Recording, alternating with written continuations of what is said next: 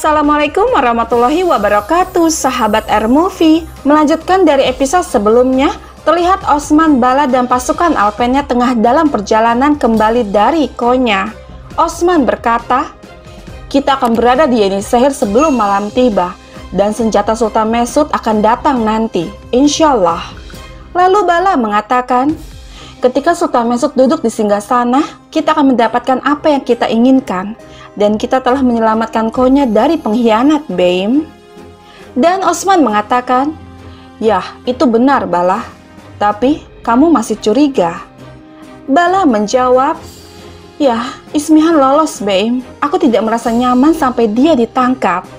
Lalu Osman mengatakan, "Ya, kau benar. Tapi dia tidak punya tempat tujuan. Ini adalah akhir baginya. Tapi yang benar-benar membuatku khawatir adalah saat kita bertempur di Konya, apa yang dilakukan Tekfur Bursah? Dia menganggap kita sebagai musuh.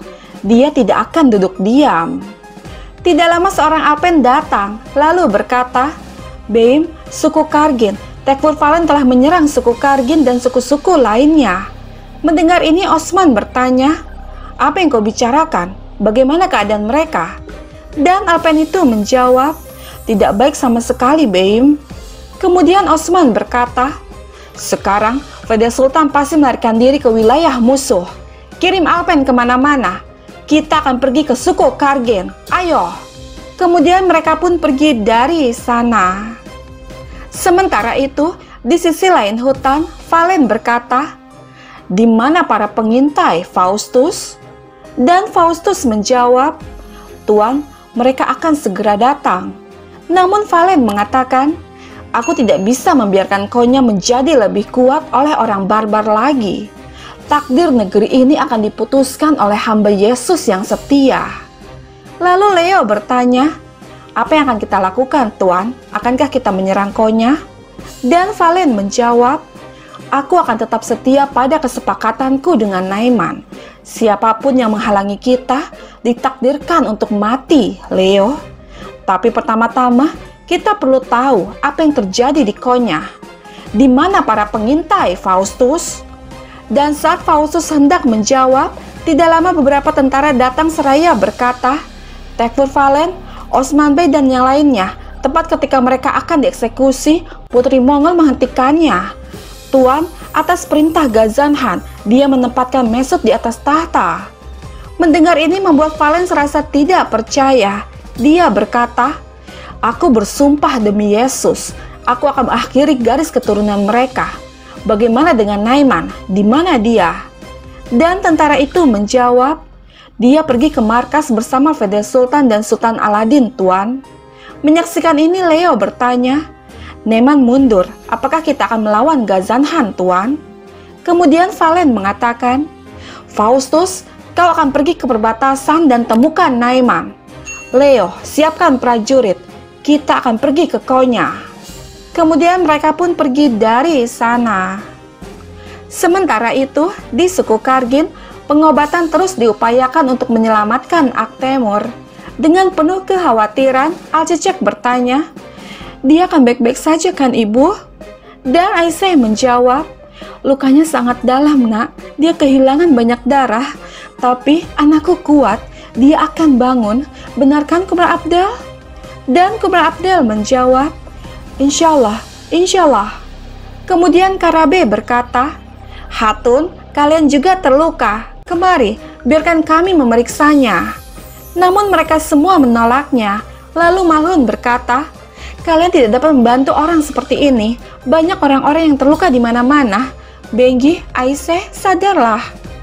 Tidak lama Orhan dan Aladin datang memasuki tenda dengan berkata, "Ibu, kami telah memadamkan api dan para tabib sedang merawat mereka yang terluka."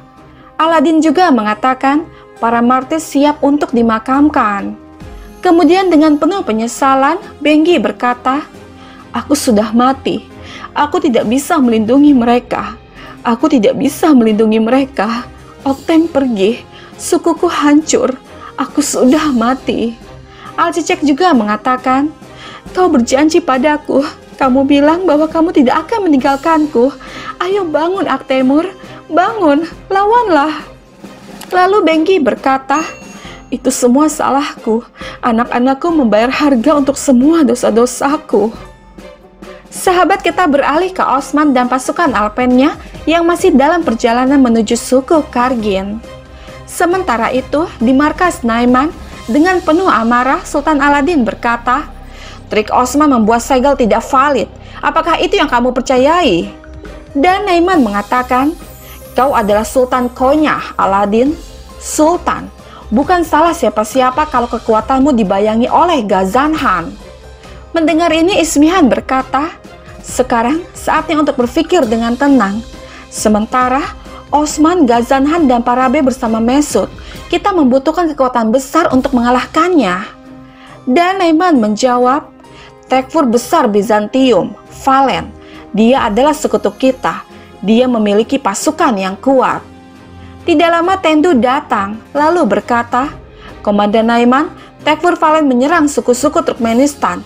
Suku Kargin ada di antara mereka." Mendengar ini membuat Ismihan tersenyum dengan berkata, "Musuh kita dan jalan kita bertarung adalah sama. Sekarang giliranku, Naiman. Aku akan menggunakan kekuatan Sultan. Aku akan mengumpulkan prajurit pemberani yang ingin balas dendam. Sekarang aku pergi. Segera aku akan kembali dengan tentara yang haus darah." Sahabat kita beralih ke istana Seljuk. Saat Sultan Mesut tengah memeriksa semua dokumen yang hendak dia tanda tangani, seketika dia dikagetkan dengan salah satu dokumen yang tidak sesuai dengan perintahnya. Jelas itu membuat Sultan Mesut kesal dengan berkata, 400 pedang tertulis dalam dokumen ini. Aku menjanjikan 1000 pedang kepada Osman Bey. Orang-orang akan berpikir Sultan memiliki tahta, tapi dia tidak bisa menepati janjinya. Ini lebih penting dari sebelumnya. Lelehkan kandil dan ketopong, itu akan dilebur dan akan digunakan untuk membuat pedang." Lalu Korkmaz mengatakan, "Seperti yang kau inginkan, Hazrat Sultan." Kemudian Mesut bertanya, "Bagaimana dengan tentara?" Dan Salancu menjawab, "Hampir siap, Sultanku." Tidak lama seorang petugas datang memasuki ruangan, mengabarkan bahwa Tekfur dari Bursa, Valen ingin bertemu. Kemudian Sultan Mesut meminta para komandannya untuk keluar.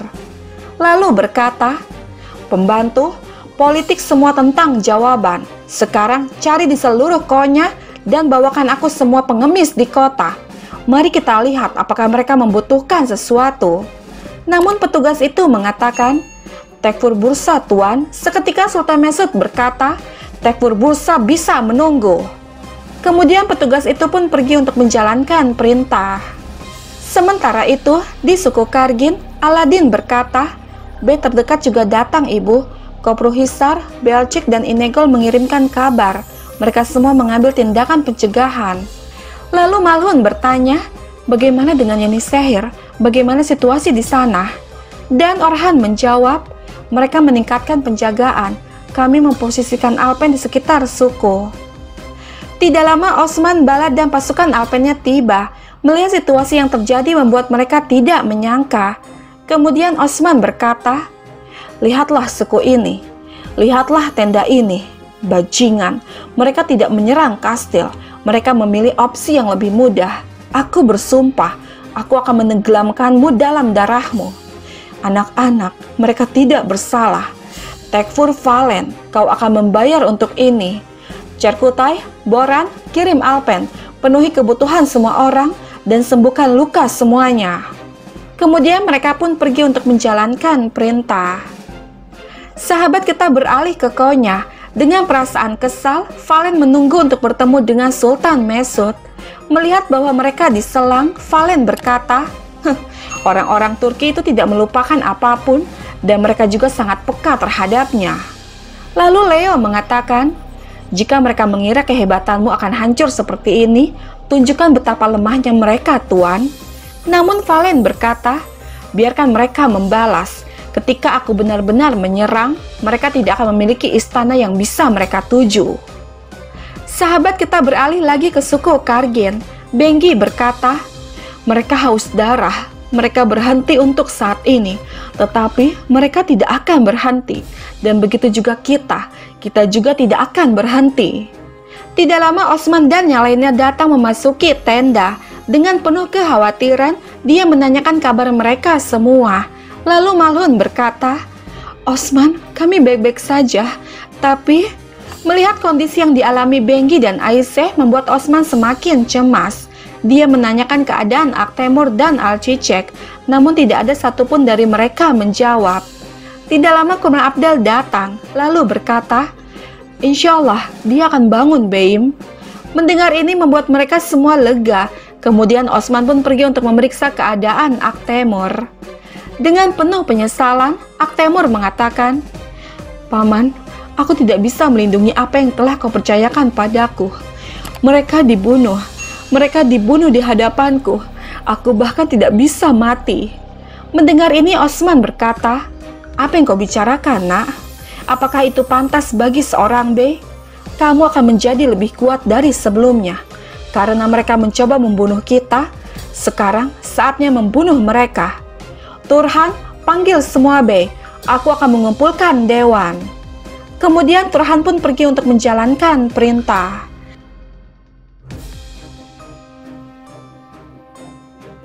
Sahabat, bergabunglah terus bersama kami untuk mengetahui kisah selanjutnya.